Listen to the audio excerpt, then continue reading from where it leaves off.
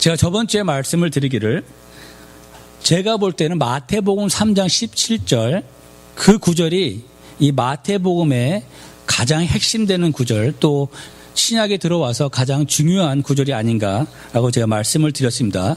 3장 10절에 보니까 이런 말이 나오죠. 하나님께서 예수님께서 침례를 받고 물에 나오실 때 이는 내 사랑하는 아들이요 내가 기뻐하는 자라.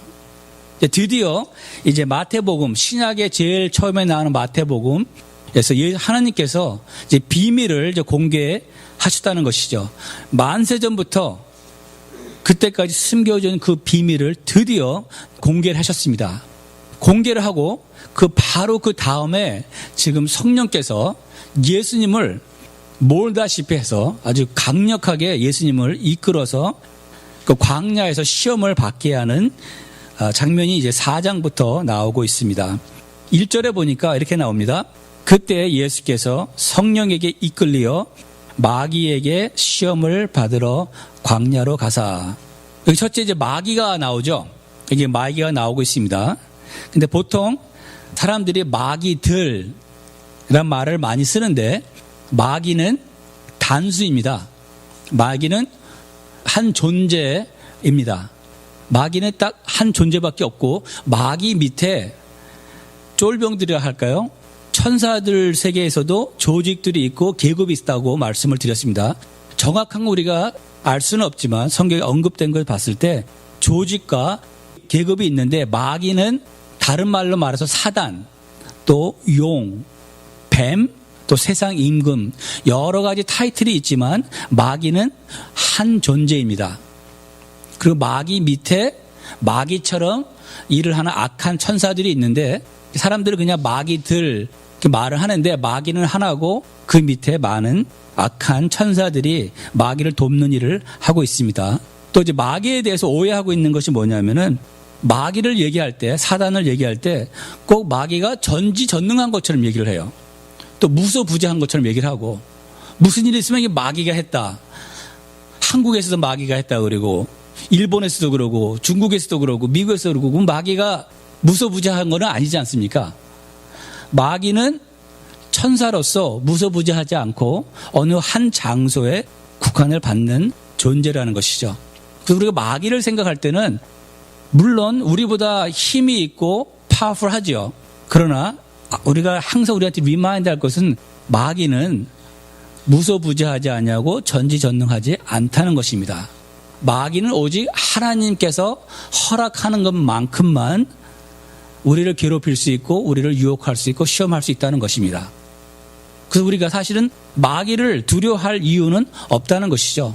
우리에게는 바로 예수의 이름이 있기 때문에 우리는 예수의 이름으로써 마귀를 물리칠 수가 있기 때문에 제가 잠깐 이것을 언급하는 이유는 말씀을 드린 것처럼 많은 사람들이 마귀를 생각할 때 너무나 마귀의 능력을 부각시키는 것 같아서 제가 일단 한번 짚고 지나가는 것입니다.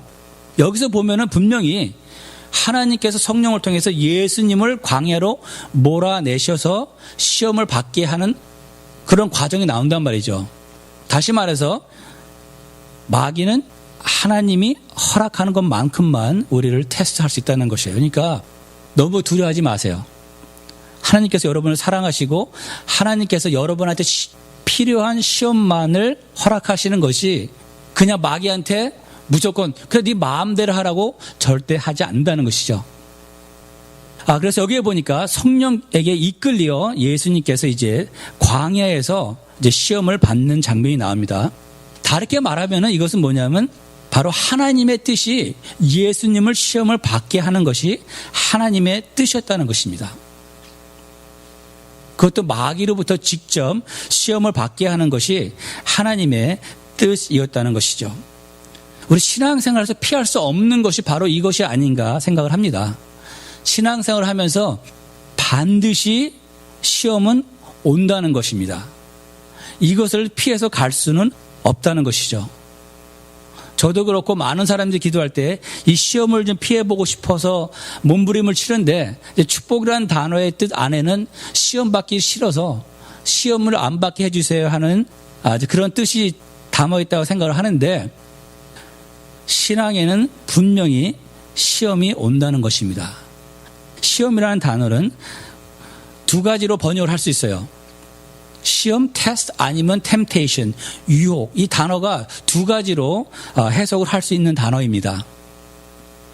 즉 다시 말하면 무슨 말이냐면 하나님께서는 예수님을 향해서 시험을 주신 것이고 그 시험 안에서 마귀가 와서 예수님을 유혹하는 것입니다. 근데 야고보서에 보면 이런 말이 나오죠. 하나님은 유혹을 받지도 않으시고 누구도 유혹을 하지 않는다. 하나님이 하시는 것은 시험이고 마귀가 하는 것은 유혹입니다. 그러면 그 차이점이 있습니다. 차이점은 뭐냐면 유혹이라는 것은 죄를 짓게 하도록 유도하는 것이에요. 계속 와서 설득을 하는 것이죠. 쉽게 말하면은 죄를 짓도록 계속 꼬시는 거예요. 시험이라는 것은 죄를 짓게 하는 게 목적이 아니라 그 사람 안에 있는 영적 상태를 드러나기 위해서 하나님께서 허락하시는 거예요. 쉽게 말해보면 우리가 선악과를 보면 알 수가 있겠죠. 선악과는 하나님이 허락하신 시험입니다. 아담과 이브에게 에덴 동산 가운데 선악과를 만들어 놓으시고 아주 심플하게 시험을 하시죠. 다 먹되 이것만큼 먹지 말라. 그게 바로 시험입니다. 하나님께서 먹게 하려고 꼬시질 않죠. 그냥 시험을 주시는 거예요. 이거는 네가 먹으면 안 되니까 먹지 말라. 명령만 하시고 그대로 놔두시죠. 그런데 유혹은 뭐냐면 마귀가 와서 계속 설득을 하죠. 아담과 이브한테 와서 먼저 이브한테 와서 계속 설득을 하는 것입니다. 이것을 봐라. 얼마나 먹음직스럽냐. 이것을 봐라. 이것을 먹는 날에 너희가 하나님처럼 될 것이다. 계속 유혹을 하면서 죄를 짓게 하려는 것이라는 것이죠. 하나님은 그러지 않았습니다. 그냥 하나님은 간단하게 먹지 말라는 명령만 하신 것이고 그것은 시험이고 그러나 마귀가 와서 계속해서 죄를 짓도록 유도하는 것은 바로 유혹이라는 것이죠. 유혹의 목적은 무엇이냐? 죄를 짓게 해서 사망에 이르게 하는 것이 유혹의 목적입니다. 하나님은 절대로 우리를 유혹하지 않는다는 것이죠. 템테이션을 주지 않는다는 것입니다. 그러면 시험의 목적은 무엇일까요? 시험의 목적은 간단하게 말해서 그 시험을 통해서 나의 영적 상태를 나타내게 해줄 수 있는 찬스를 주는 거예요. 내가 시험이 왔을 때 긍정적인 반응을 하면은 내가 믿음을 엑서사이즈 할 수 있는, 내가 믿음을 보일 수 있는 찬스가 되는 것이죠. 믿음을 하나님 앞에 볼 수 있는 찬스가 되지만 내가 부정적인 반응을 해서 하나님의 불순종을 하게 되면은 어떤 나의 영적 상태를 드러내냐면 하나님과 나 사이에 문제점을 부각시킨다는 것이죠. 문제점을 부각시킨다는 이유는 뭐냐면 그것으로 하여금 우리를 저주하고 그런 것이 아니라 그것을 통해서 나와 하나님의 관계를 올바로 이해할 수 있고 그것을 통해서 하나님 앞에 회개를 통해서 나아가게 하려고 인도하는 것이 바로 시험이라는 것입니다. 그 시험은 궁극적인 목적은 나의 영혼을 위해서 한다는 것이죠. 근데 가끔 그러죠. 왜 하나님이 우리를 시험할까? 하나님은 분명히 내가 yes 할지 no 할지 긍정적으로 반응할지 부정적으로 반응할지 아시는데 아브라함한테 그랬죠. 네 아들을 이삭을 바쳐라. 시험을 하셨단 말이에요. 하나님은 분명히 아브라함이 어떻게 할 것을 알았단 말이에요. 그럼에도 불구하고 시험을 하시는 것이죠. 하나님은 분명히 압니다. 아브라함이 죽일 거를 알아요. 그럼에도 불구하고 시험을 주신단 말이죠. 이 시험이라는 것은 하나님을 위해서 하는 것이 아니라 우리 자신을 위해서 하는 것이죠. 우리 사람들을 위해서. 이상하게도 시험을 거칠 때 우리의 영적 성장이 있다는 것이에요. 아브라함이 시험을 겪었을 때 그가 행동하는 것을 통해서 그한테 영적인 어떤 변화가 분명히 있다는 것이죠. 우리는 시험이 왔을 때 어떻게 반응하냐에 따라서 우리가 눈에는 볼 수 없지만 분명한 어떤 영적인 우리 체인지가 우리 안에서 일어난다는 것이죠. 시험을 통해서 우리가 영적인 성장을 하든지 아니면 영적으로 어떤 새로운 그것을 깨닫게 된다는 것이죠. 시험이 없으면은 하나님은 아십니다. 분명히 이렇게 할지 저렇게 할지. 그러나 저는 몰라요. 우리는 모른단 말이죠. 우리는 그 경험이 없으면은 성장을 하기가 힘든다는 것입니다. 영적으로. 그렇기 때문에 하나님께서 시험을 주시는 것이고, 시험이라는 것은 우리가 봤을 때 긍정적으로 받아들일 수 있는 것이라는 것이죠. 다시 말해서 시험을 주실 때는 우리한테 유익하기 때문에 주신다는 것을 말하고 있습니다. 2절 한번 볼까요? 40일 밤낮으로 금식하신 후에 줄이신지라. 40일을 금식해 보신 적은 없겠죠. 저는 40일 금식한 사람 서너 번을 봤는데 사람이 할 것이 못 됩니다. 저는 정말로 여러분한테 권장하고 싶지 않습니다. 정말 하나님께서 어떻게 강력하게 나타나셔가지고 너 40일 금식해라. 그리고 또 그것도 또 다른 사람을 통해서 다시 한번 확인시켜주지 않으면 하지 마세요. 이거 잘못하면은 건강을 완전히 해칠 수도 있고 영적으로도 오히려 안 좋을 수가 있습니다.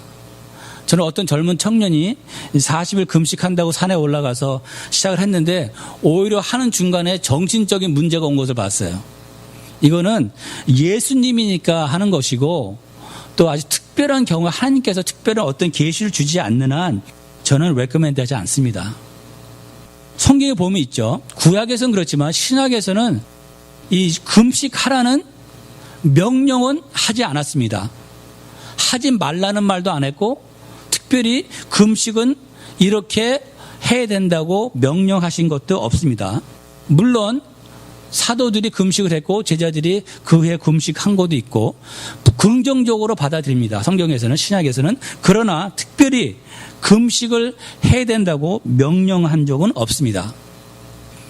그러나 우리가 신약을 쭉 보면서 알 수 있는 것은 사도들도 그랬고 제자들 그런 것처럼 우리가 어떤 중요한 일을 결정할 때 금식하고 일들을 결정을 했고요. 그래서 그런 일은 우리가 제가 볼 때는 아주 좋은 것 같아요. 여러분이 무슨 중요한 어떤 결정을 해야 된다. 그럼 금식하세요. 그러나 제가 볼 때는 하루, 이틀, 일주일까지는 괜찮은 것 같아요. 2주일까지 I think it's okay. 왜냐하면 육신적으로 너무나 몸이 망가지지 않기 때문에 2주까지는 제가 볼 때는 의학적으로. 그러나 그것이 지나가게 되면은 의학적으로 몸이 너무나 힘든 것 같아요. 금식을 왜 하느냐?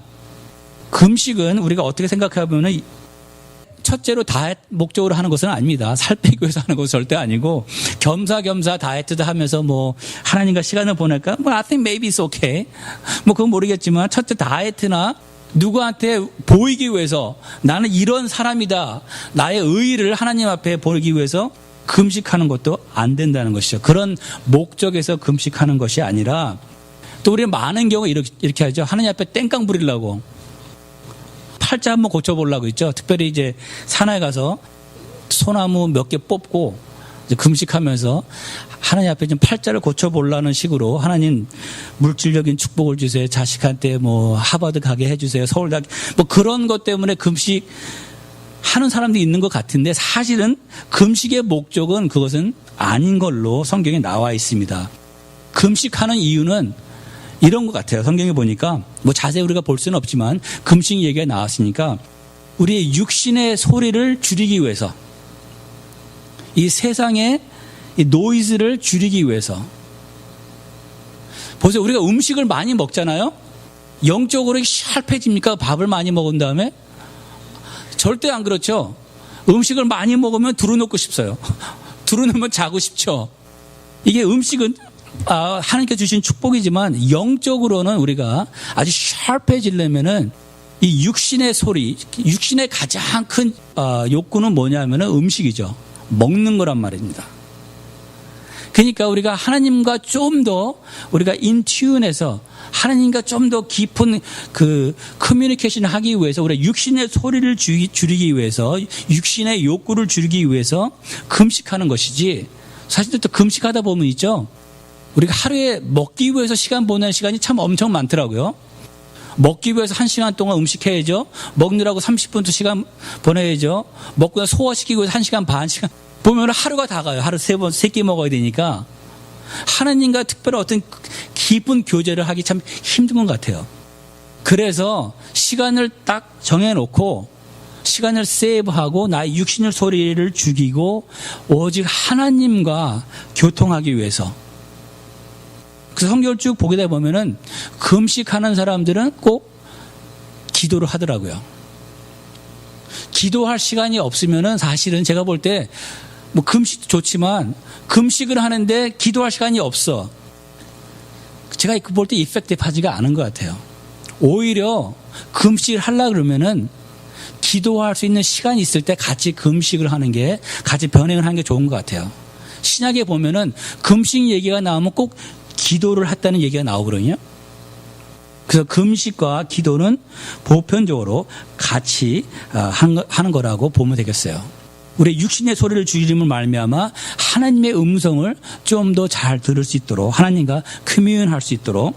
요새는 보니까 있죠, 음식을 조금 덜 먹고 차라리, 그러니까 현대판으로 넘어와서 이게 애플리케이션이겠죠. 금식, 음식을 조절하기 힘들면, 저 같은 경우는 혈당이 떨어지면 너무 힘들어요. 그래서 금식이 요새는 참 힘든데, 오히려 더 이펙티브한 금식은 오히려 TV를 좀 덜 보는 거, 드라마를 좀 덜 보는 거, 신문을 덜 보는 거, 아니면 이제 전화, 문자를 카톡하는 거를 좀 덜 하는 거, 또 인터넷을 안 보는 거, 그런 것이 오히려 음식은 안 먹고 인터넷하고 TV 드라마 다 보면은 사실 금식할 이유가 없는 것 같아요. 드라마 보는 건 죄가 아니죠. 죄 아닙니다. 신문 보는 거 죄 아니죠. 카톡 하는 거 죄 아니죠. 인터넷 보는 거 죄 아니란 말이죠. 그러나 금식한다는 목적을 가졌을 때는 이것들을 컷 아웃하고 오직 금식하는 이유는 하나님한테 포커스하기 위해서, 하나님의 음성을 듣기 위해서 하는 거란 말이죠. 하나님의 마음을 체인지 해가지고 내 팔자를 고치려는 것이 아니라 하나님한테 포커스함으로 하나님의 뜻을 내가 알고 나를 변화시키기 위해서 하는 것이 바로 금식이라는 것이죠. 하나님을 변화시키는 것이 아니라. 근데 그러나 또 이런 것은 하나 있는 것 같아요. 우리가 아주 절박한 상황에 임할 때 있단 말이죠. 갑자기 잡이 잘려가지고 렌트를 못 내. 갑자기 우리 아이가 아파서 막 죽게 됐어. 그럴 때는 하나님 앞에 우리가 금식하면서 막 매달릴 수 있죠. 저는 그거는 뭐 좋다고 생각을 해요. 또 하나님께서 그런 건 또 받아준다고 생각을 하고.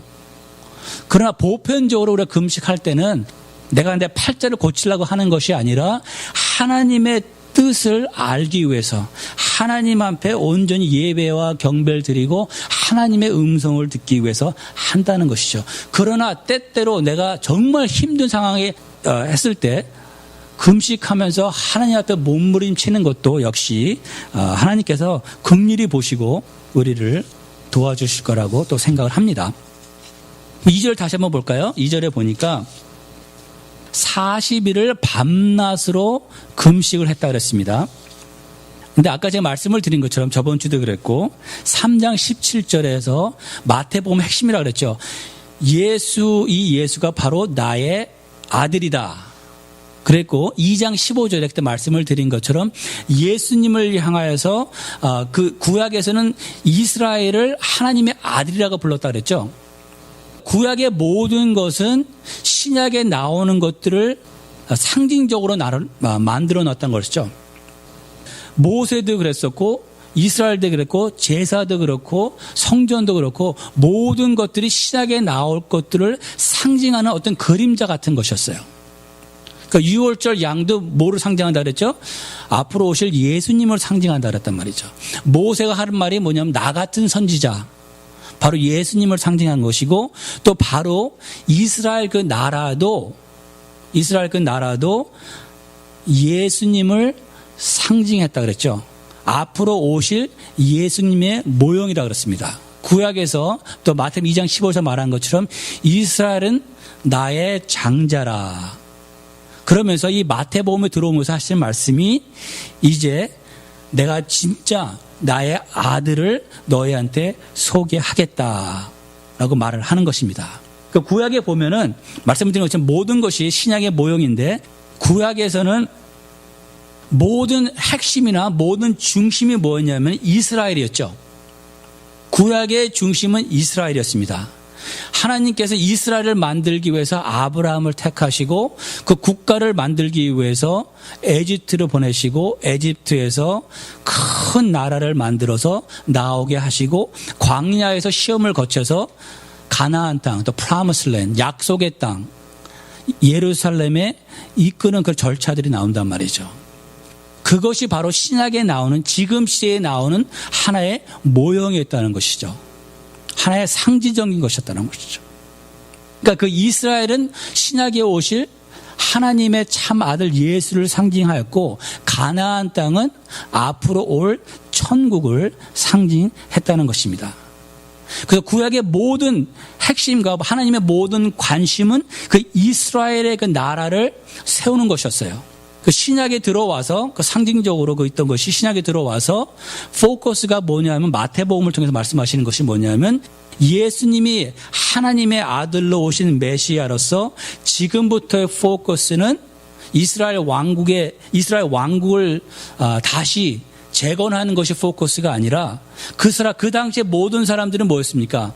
이스라엘 그 나라를 재건하는 것이었죠. 그것이 아니라 Kingdom of God, 하나님의 나라가 하나님께서 참으로 원하시는 그런 것이라는 것이죠. 구약에서는 이스라엘 왕국이었지만 가나안 땅이었지만 신약에 돌아와서는 하나님이 정말 원하시는 것은 천국, Kingdom of God, Kingdom of His Son, 그것이 목적이라는 것이죠. 그래서 지금 여기서 1절부터 쭉 나오는 예수님께서 시험을 3번 받으시죠. 시험을 3번 받으시고 이 시험을 3번 받는데 극복하시는 것이 어떻게 극복하십니까? 이 유혹을 어떻게 이기시냐면은 말씀으로 이기시죠. 3번.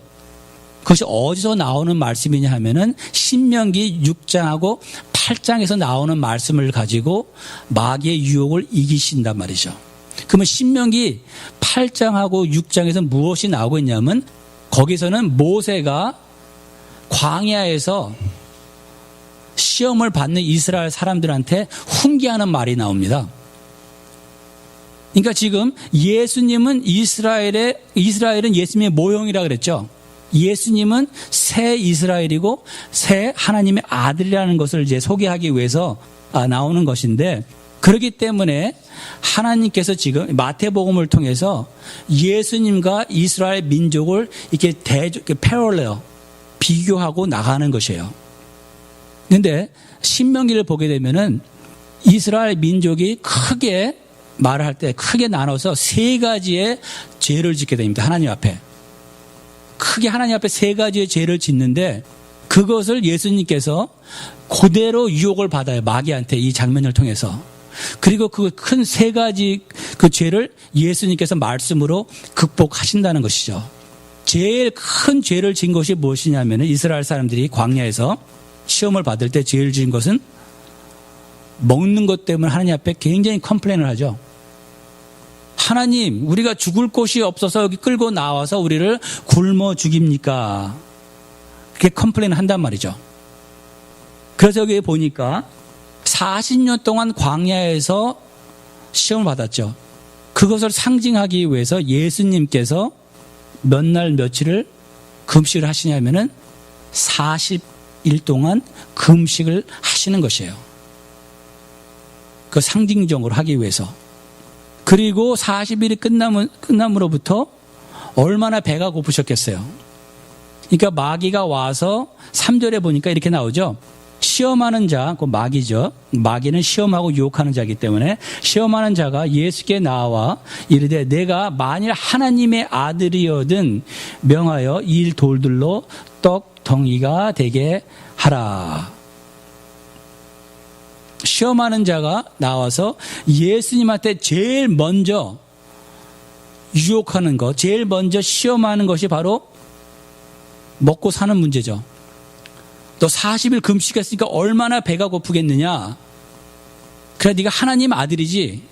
여기 사실 하나님의 아들이라는 것을 의심하는 것이 아니라 사실은 내가 너 하나님의 아들인 거 아는데 하나님의 아들이니까 너 전지전능하지 않느냐. 그러니까 네가 네 능력을 가지고 이 돌들로 떡을 만들라라고 말을 하고 있는 것이에요. 근데 이것이 왜 죄가 되냐 하면은 보세요. 예수님은 신성이 있으시죠. 하나님 자신이기 때문에 그 능력이 있습니다. 그래서 돌들로 떡을 만들 수 있는 능력이 있어요. 또 그렇게 할 수도 있단 말이죠. 그런데 왜 제가 되냐 하면은 하나님의 뜻이 무엇이었을까요?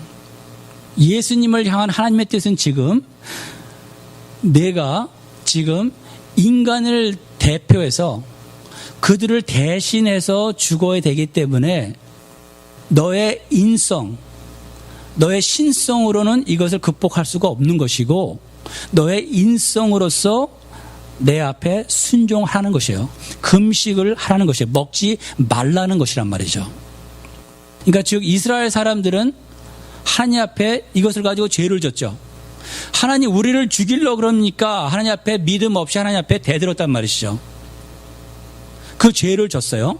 그러나 예수님께서 그것을 극복하신 것이죠. 새 이스라엘, 새로운 땅으로 인도하실 메시아는 이스라엘의 사람들이 할 수 없었던 것을 예수님은 극복하셔야 돼요.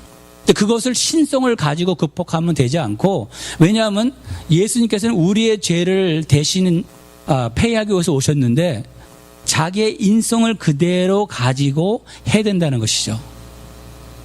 예수님께서 자기 신성을 가지고 이것을 한다면은 우리를 대신해서 죽을 수 없다는 것이죠. 예수님께서 십자가에서 죽으실 때는 어떤 모습을 죽으셨어요?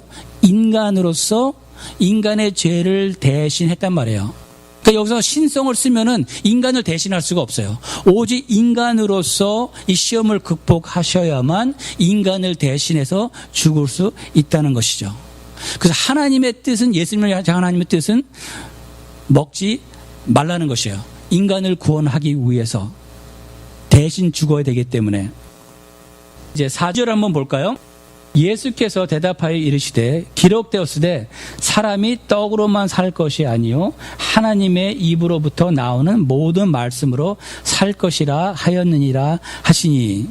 그러니까 지금 마귀가 시험을 합니다. 유혹을 던졌습니다. 그러니까 예수님께서 이것을 어떻게 극복하시냐 하면은 하나님의 말씀으로 극복을 하시는데, 말씀하시기를 사람이 떡으로만 살 것이 아니요 하나님의 입으로 나오는 모든 말씀으로 살 것이니라 하였느니라.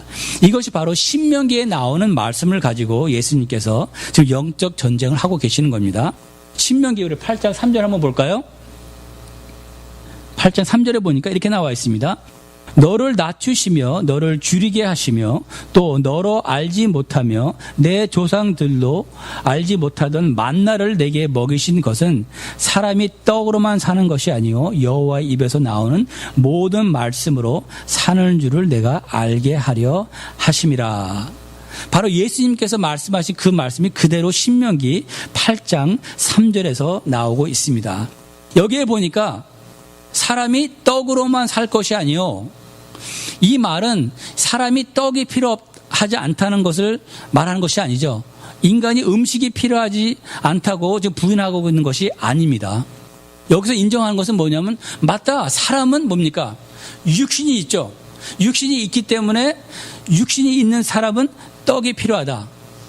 그렇지만 여기서 강조하고 싶은 것은 뭐냐면, 그러니까 우리 인간은 육신만 있는 것이 아니라 우리는 영혼이 있다는 것이죠.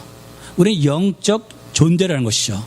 육신은 떡이 필요합니다. 육신은 밥이 필요합니다. 고기가 필요해 먹고 살지만 우리는 잊어버리지 말아야 할 것이 우리는 영혼이 있는 존재라는 것이죠. 우리의 영혼은 떡을 먹고 사는 것이 아니라 하나님의 말씀을 먹고 산다는 것이에요. 우리의 육신은 반대로 말하면 하나님의 말씀이 필요 없습니다.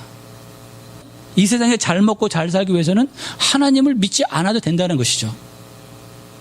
믿지 않는 사람들 한번 볼까요? 세상에 사는 얼마나 잘 먹고 잘 사는지. 그들은 하나님의 말씀을 부인하고 하나님을 싫어한다는 것이에요. 그럼에도 불구하고 잘 먹고 잘 산다는 것이죠. 예수님께서 말하고자 싶은 것은 뭐냐면, 너희가 영혼이 있는 하나님을 섬기고자 한다면은 너희는 하나님의 말씀을 중요시 해야 된다는 것이죠. 하나님의 말씀을 어떻게 중요시 하냐면은, 어떻게 목숨보다도 더 귀하게 여겨야 된다는 것이죠. 내가 굶어 죽는 한이 있어도, 나의 육신이 굶어 죽는 한이 있다 할지라도 나의 영혼은 하나님의 말씀으로 살아야 된다는 것이죠. 구약에서는 목적은 예루살렘이었습니다. 이스라엘 왕국을 세우는 것이었지만 신약에 와서 예수님의 목적은 킹덤 오브 갓, 새로운 나라, 새로운 왕국. 우리의 목적은 바로 그곳에 있다는 것이죠. 우리는 계속 망각하고 살고 있어요. 이 세상에 살기 때문에 이 세상의 전부인 양 우리는 살고 있다는 것이죠. 우리가 계획하는 모든 일들이 이 세상에서 어떻게 잘 살 수 있을까 해서 계획하고 진행하고 살고 있지만, 예수님께서 리마인드 시키고 있는 것은 이 말씀을 통해서 우리는 영적 존재고, 우리가 궁극적으로 갈 곳은 영원한 세계, 영원한 천국, 킹덤 오브 갓이라는 것이죠. 우리는 그것을 망각하지 말아야 된다는 것이죠.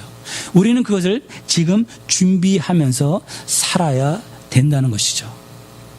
4절의 이 말씀을 통해서 우리가 뭐를 알 수 있냐면은, 우리와 하나님의 차이를 아주 쉽게 한번 볼까요? 출애굽기 3장 14절 한번 보겠습니다.